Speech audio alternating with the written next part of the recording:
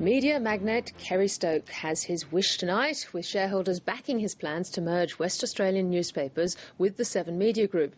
The $4 billion deal has been approved at a meeting in Perth, with big shareholders swamping any opposition from retail investors.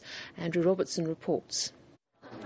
As shareholders of West Australian newspapers arrived at Perth's Hyatt Hotel for the vote that would transform their company, there were mixed feelings about what lay ahead. I'll be voting against the motion.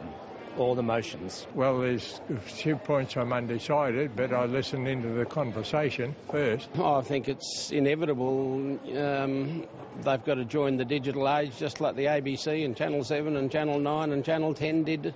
To bring West Australian newspapers into the digital age, Kerry Stokes used his dominant shareholding to get the company to effectively pay about $4 billion for Seven Media Group, which contains the Seven television network, Pacific Magazines and Yahoo 7. As Mr Stokes led his directors and senior management into the meeting, they had an air of confidence brought on by the knowledge that big institutional investors had guaranteed the takeover would go through. Large numbers of small investors shunned the rights issue, which was part of the deal, because WAN is taking on $1.7 billion of Seven Media Group debt. A lot of shareholders are very disappointed the way the share price has dropped and concerned for future dividends. And with Kerry Stokes' large presence in both West Australian newspapers and Seven Media Group's parent company, there's also concern that the takeover is a related party transaction. But as the meeting began, West Australian newspapers' lead independent director offered words of reassurance. Your board immediately acknowledged the potential conflict of interest. We moved quickly to form an independent board committee and adopted governance protocols that would ensure that the interests of shareholders not associated with SGH would be protected.